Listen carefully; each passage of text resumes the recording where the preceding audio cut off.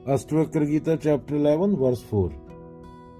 जो यह निश्चित समझ लेता है कि सुख दुख जन्म मृत्यु सब द्वैत प्रकृति ईश्वर की व्यवस्था से ही होते हैं, वह साध्य फल को नहीं देखता, केवल कर्तव्य कर्म करता है, इसलिए सहज रहता है और कर्म करते हुए भी किसी से बनता नहीं।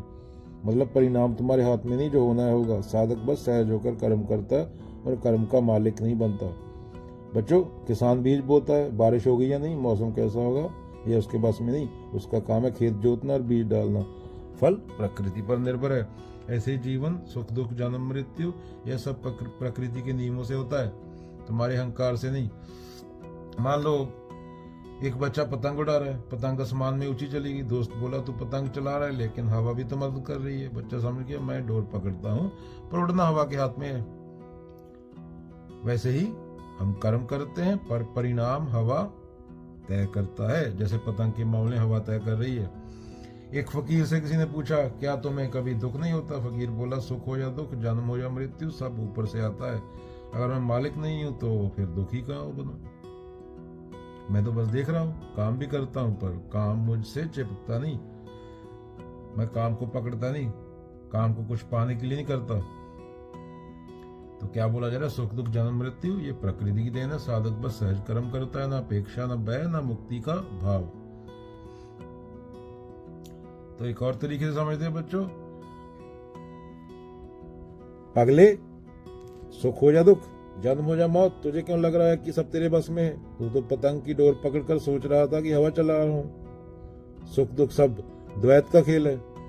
जो समझ गया वो बनता नहीं, काम भी करेगा और फिर हंसते हंसते कहेगा ये काम मेरा नहीं, बस हुआ, किसी ने कर दिया कि मैं तो करने वाला नहीं हूं, मैं तो अपनी सांस भी नहीं चला रहा, मैं तो अपना दिल भी नहीं धड़का रहा, मैं तो अपना खून दिमाग तक नहीं लेके जा रहा, वो दिमाग से लेके पांव तक जा रहा है, अपने आप जा रहा है।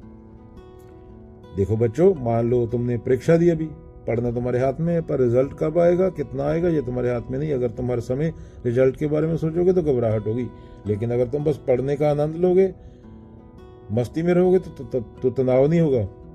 इसी तरह जीवन में भी सुख दुख जन्म मृत्यु सब प्रकृति के नियम है। हमारा काम है कर्म करना और कर्म से चिपकना नहीं। अगेन, जन्म मृत्यु सुख दुख तुम कहते हो ये है, पर पूछो, क्या पूछो, कहां से है? जन्म बिना मृत्यु के नहीं, सुख बिना दुख के नहीं, दोनों एक दूसरे पर निर्भर हैं। तो जो निर्भर है उसका अपना स्वतंत्र अस्तित्व कहां? अकेला सुख हो नहीं सकता, दुख को होना पड़ेगा, वरना सुख की व्याख्या नहीं होगी। अगर ना सुख स्वतंत्र है ना दुख, तो किससे डरना? कर्म करो पर जान लो कर्म का स्वभाव भी शून्य है, यही निर्भयता है। एक बच्चा मिट्टी से खेल रहा है, अभी कभी खिलौना बन जाता, कभी टूट जाता है, पहले रोता फिर हंसता। तो बाबा आए, बाबा बोले देख बेटा, खेल में चीजें बनती हैं टूटती रहती हैं, सुख दुख जन्म मृत्यु भी ऐसे ही। अगर तू बस खेल का आनंद ले तो ना रोना रहेगा ना डर। यह श्लोक का संदेश है, करो खेलो जियो, चिपको मत, अटैचमेंट पकड़ो मत, तुम्हें छोड़ना पड़ेगा वैसे भी एक दिन, तो ये जान लो।